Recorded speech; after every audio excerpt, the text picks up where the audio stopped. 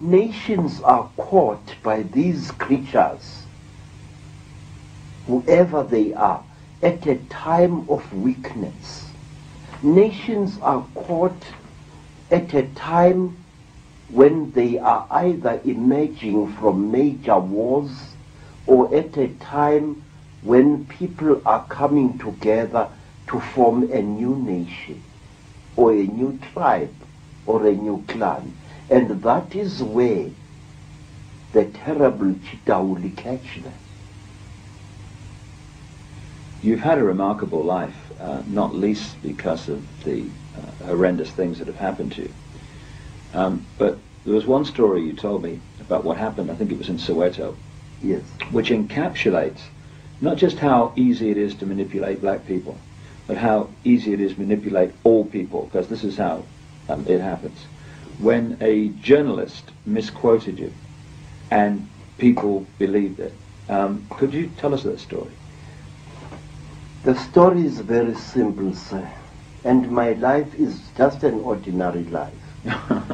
First of all, after the Soweto unrest of 1976,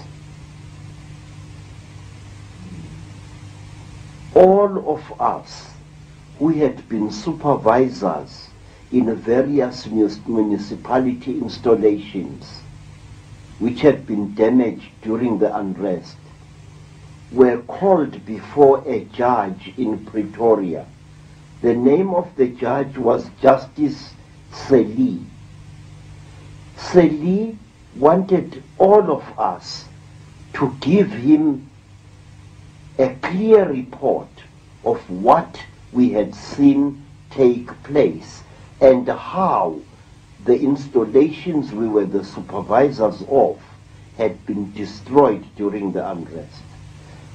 Many people were afraid of speaking at this inquiry, which was called the Seli inquiry.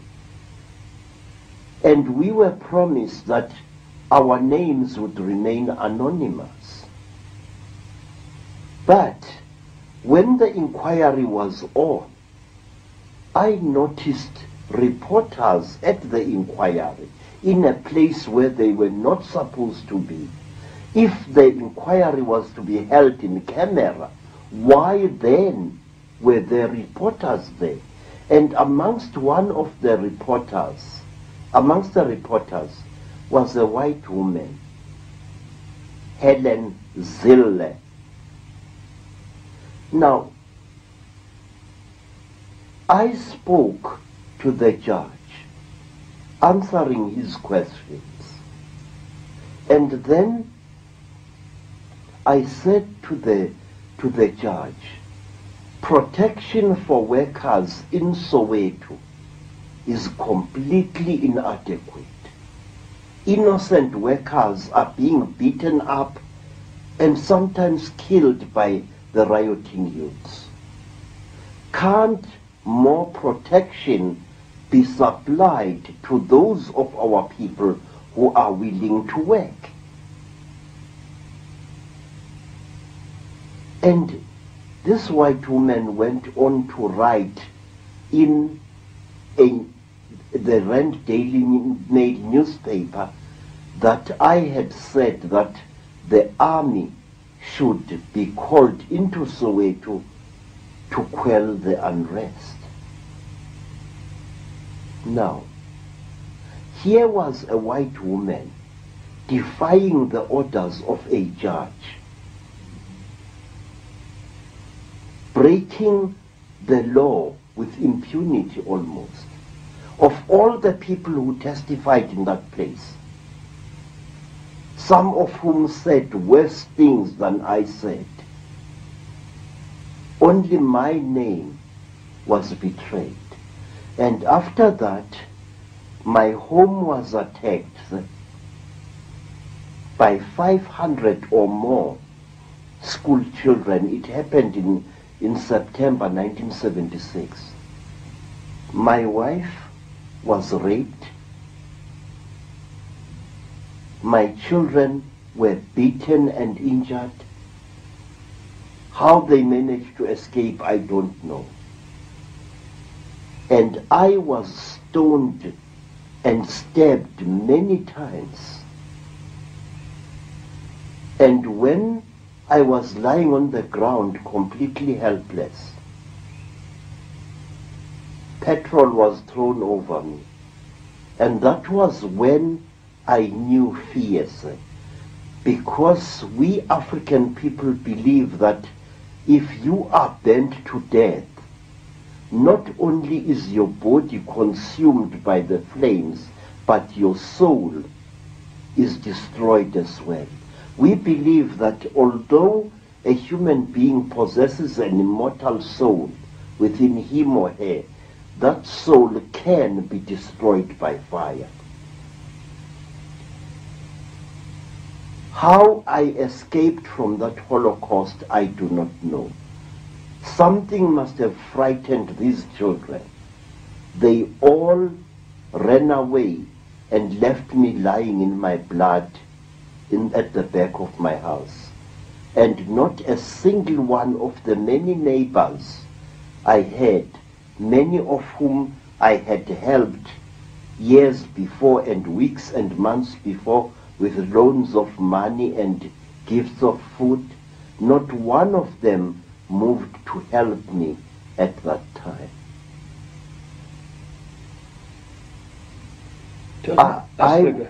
I was taken, I managed to crawl to a municipality yard, and there I hid in a corrugated iron shack until nightfall.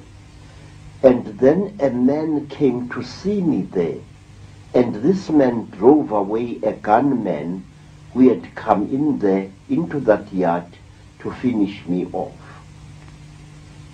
And this man took me through a hole in the fence to the house of a Sangoma who is one of my followers. And that Sangoma, at great risk to her life, hid me under her bed until the police came to take me out of there.